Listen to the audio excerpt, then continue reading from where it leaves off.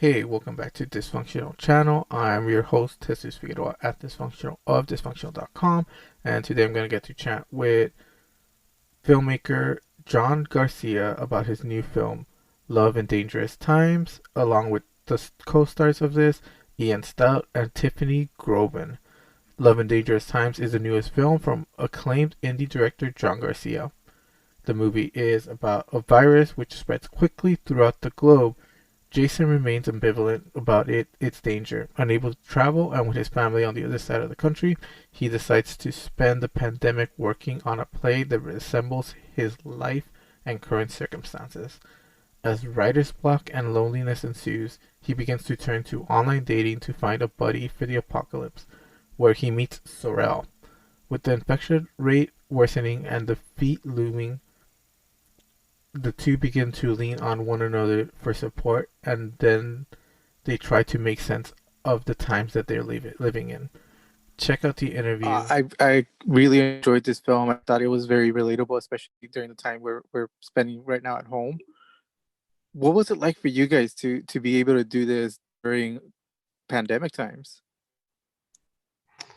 Um, well, I guess it's, we started in the heat of it, right? So we were kind of experiencing a lot of those feelings in real time.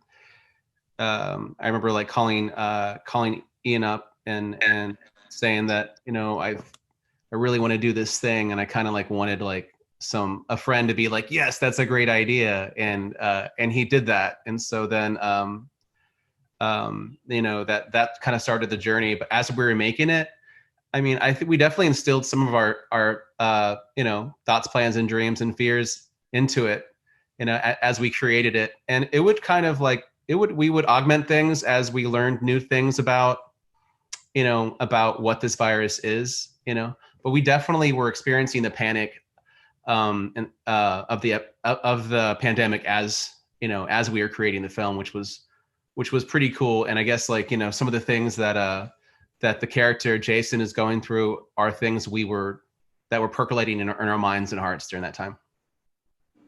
For Ian and Tiffany, what was it like to get that dynamic between the characters, because you can't spend time with each other in person. So how did you guys work with each other to get that connection?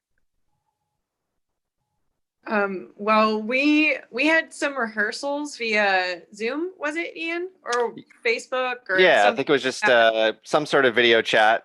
Whichever one we chose, we were kind of doing what we're doing right here to run the scenes and talk through, how, basically what we were going to be doing. Yeah. It kind of served, I think, the style of filmmaking that we were doing, because we were stuck in a screen like this, unable to, physically interact. It definitely lent to what our characters were feeling. Did you guys feel uh, that there was any obstacles in filming this other than staying socially distant? Yeah, I think that's a good question. I haven't really thought about the obstacles because we were just kind of doing what needed to be done. I mean, we were only a crew of, we had one crew member, Steve Avalon Gardner, who was just kind of our everything person, and then I was directing and running camera with Ian's equipment. So I think there was like, I was kind of learning his gear, and so was Steve. In those first like 3 or 4 days of filming. So I guess, I don't know, that's one thing, we're such a small crew. And then, I'd never worked with Tiffany before. I didn't know her, so there was kind of like trying to get to know an actor as a director virtually was kind of new for me, um, and also because I'm like a really huggy type guy, you know, so it's hard to like, just wanted to hug her through the, like just to have that like, camaraderie that happens when you make a movie, you really get close to the people that you're with, so it was kind of new to like, direct scenes in that way, where I so badly just wanted to like have both actors in a room and like relate to them, and just like work on a scene with both people like in, you know, there in the room. So I mean, that was, yeah, there's so many obstacles, you know.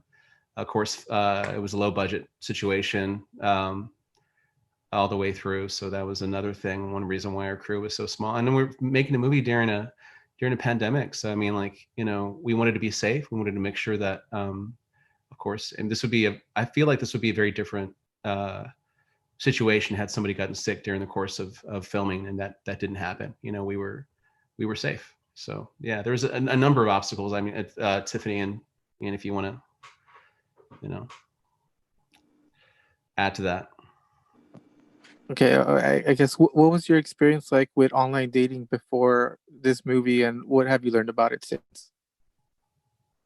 Me or everybody else? Everybody. Yeah. That's an interesting question. Yeah. Let's see. Well, I mean, online dating has changed a lot because of COVID, right? So, you know, like a lot more people are, you know, when we meet up, we're 6 feet away from each other, or we're meeting up, you know, on Zoom or something like that. And so it's definitely, dating online is definitely a bit more stressful during quarantine. But it's been interesting. Yeah. I've noticed that a lot of people have that conversation, or are having that conversation, of who's in your safety bubble, who's in your people that you're allowed to be with. And when you start talking about getting into a relationship with anyone else, especially romantic, because romantic relationships obviously lead to physical touch, then suddenly, you know, your family friend bubble and their family friend bubble have just doubled or tripled in size. And what does that mean? So there's a lot of awkward conversations that are, and stressors that are put on the relationship because of COVID. So, and we definitely kind of explored that through our characters as some of their family members were coming down with the virus. So yeah, definitely a relevant thing that we're all having to face, big or small. Mm-hmm. Yeah. And there's a lot more stress on relationships for sure because of the pandemic, because, you know, we're all living a very different life than we were before, you know, and we're all kind of, it's new for us, you know, it's new for everyone. We haven't lived through a pandemic before. So, you know, the anxiety that comes with that, and like the unknown of everything is can be pretty overwhelming in the dating world, because, you know, when you date people, you know, you're getting to know them, and but you've got this added stress for sure. For Ian, your character has to be very vulnerable. How difficult was it for you to get like that while having to perform over Zoom, or having to perform? Was she on the other side while you were doing your scenes, or was it just you speaking into like a phone? Yeah, whenever there was another character in the scene, that person was always at the other end of the line. So I always was luckily having that person to react to. If it was Tiffany or if it was Bruce Jennings, who was playing my father, it was very helpful to have someone, a real person, doing the lines with me across from me. Yeah, emotionally connecting, I found it was a lot easier if there was, you know, the scenes where there was somebody in the conversation with me. The scenes where I was just, there's a lot of scenes in this film where I was kind of by myself contemplating the reality of the situation, and a couple of monologues as well where I'm just kind of speaking, you know, to the room.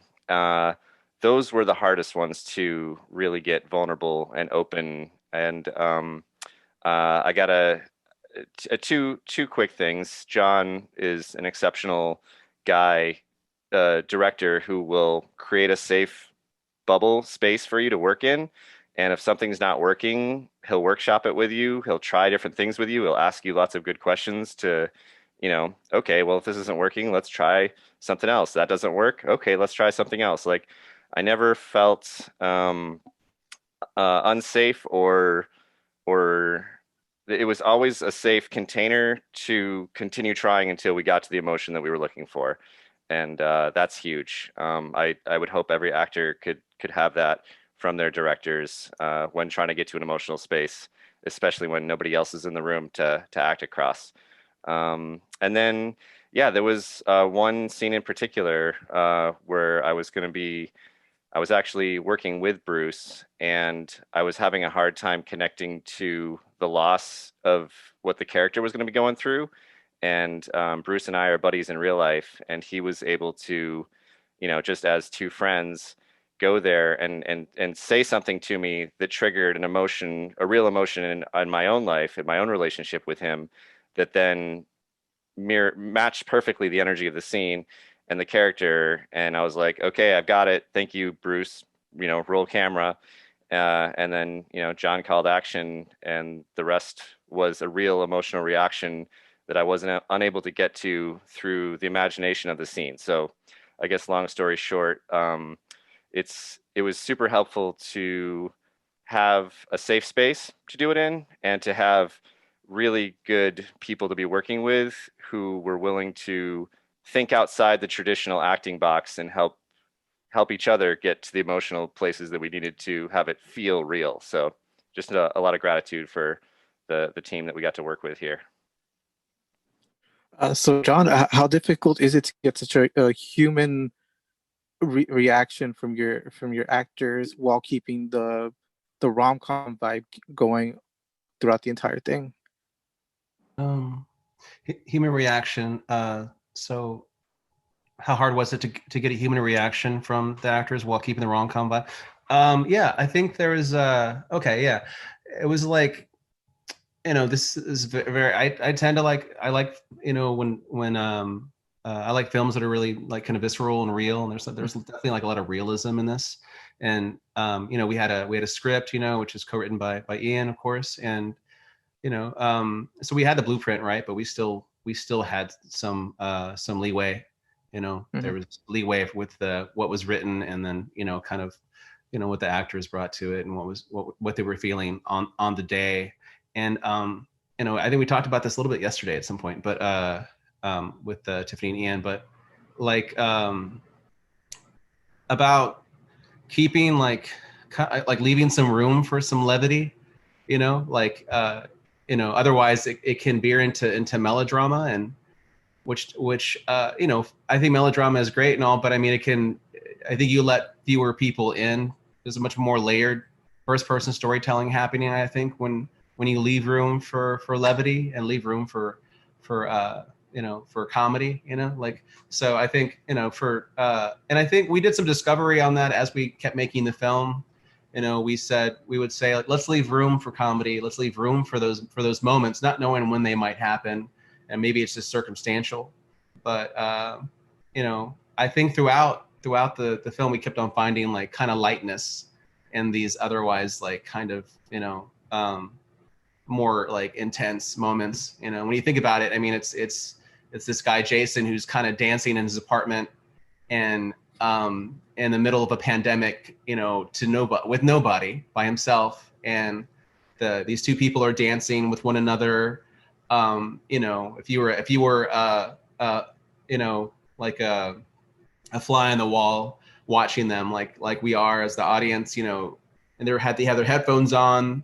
There's no music, and it's kind of ridiculous, all the way to like the final scene at the end, the sex scene, which is 6 feet apart and verbal, and like it's, I think, is equally like funny as it is sexy. So For Tiffany, how fun was it to go through these online dates? Because they seem fun when viewing it, but was it fun filming it? The online date? What do you mean? Yeah, the online date that they had. When they're doing the improv and when they're doing the dancing, was that fun to film? Oh yeah. Yeah, it was super fun. Wait, are you asking John or me? Go for it. Tiffany. Okay. Yeah, it was super fun. I mean, there were definitely like things that were interesting. As an actor, I've never really had to do my own like sound or lights or like setup before. And so because I was doing it from my apartment, like setting all of that stuff up was really interesting, and like making sure everything worked on their end. and looked right. So that was really interesting. And then yeah, to experience like for the repetition scene, particularly the Meisner, that was really interesting because I had never done Meisner over over like Zoom. You know, I've always done it in person, and so that was a really interesting experience. Yeah, I really enjoyed doing the dates over over Zoom. Yeah, it was cool. What was your guys' most, I guess, memorable moment from this shoot? There was a lot of memorable moments for me, but I think one of the ones that stood out was how much dancing got to was happening. For the first 4 or 5 days of shooting, it seemed like every day there was a little bit of a dance sequence, and you know, not all of it made it into the movie, but what did make it in there was a lot of fun, and even just the physicality of moving emotions through dance and not being a classically trained dancer by any means. It was just all improv nonsense, and the visceral feeling of sweating and doing multiple takes and often breathing into a mask while dancing. You know, I was high, you know, afterwards just from that physical rush, and then just having random people walking down the street, stopping and looking at us like we were crazy. I don't know, it's just that was viscerally, and then dancing in empty streets in Portland, you know, walking through the whole city, like downtown, there was nobody around. So kind of surreal. It felt like we were in another world. We were, you know, we're in this new weird world that I don't know. We're still trying to figure out what it means, but that was pretty surreal. And there's a And like, million more to speak to, but I want to hear what you guys think. but like none of those dancing scenes are in the movie, right? Like none of those like None of those in the streets. No, no, those Yeah, didn't make it. We should do like a music video for a trailer to be like, yeah. hey, come see the movie. And everyone's like, where are those dancing scenes? But there's a lot of There, dancing in the apartment. There's a lot of dancing yeah. with Tiffany. So that all made it. There's 5 dancing scenes we filmed. I think only 2 Yeah, like only 2 made it, but you I know. don't care. It was if I had an excuse to dance, that was a good day on It was set. great. Yeah, you're a good dancer. Like, Yeah, yeah. yeah.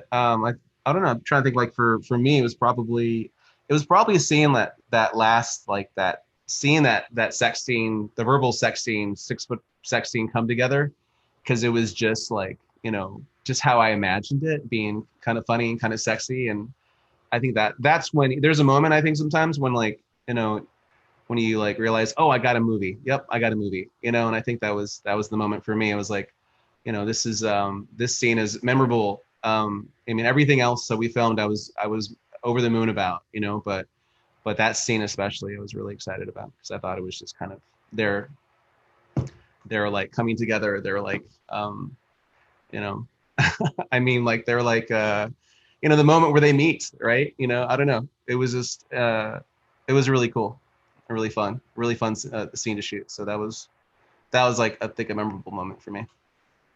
That was my first day on set with you guys too. Yeah, like in physically. person.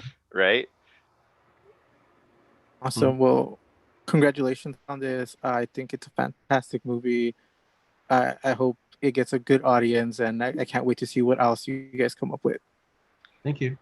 Can I Thank take you. can I take 2 minutes of your time and just ask you what a favorite scene or moment from the film was for you? What stood out as like, oh wow. Throughout the entire thing, I just kept on feeling like it was a very, very honest slice of life type movie, but at the same time, I like very emotional movies, and when Jason's reacting to his father getting the virus, that really hit. Mm. And the sex scene was hilarious. It was sexy. It's captivating. Yeah.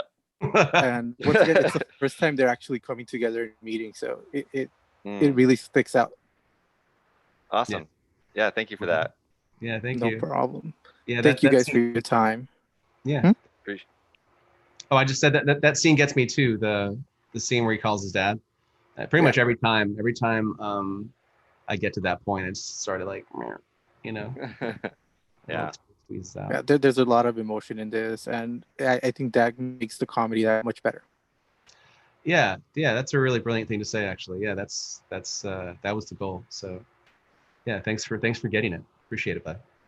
Love and Dangerous Times from Dark Star Pictures will be available November 3rd on all major video-on-demand platforms, including iTunes, Amazon Prime Video, Google Play, YouTube, and Vudu. Follow me online, dysfunctional.com, at Dysfunctional on Twitter and Instagram, Dysfunctional LA on Facebook, and Dysfunctional on Snapchat. Have a good one.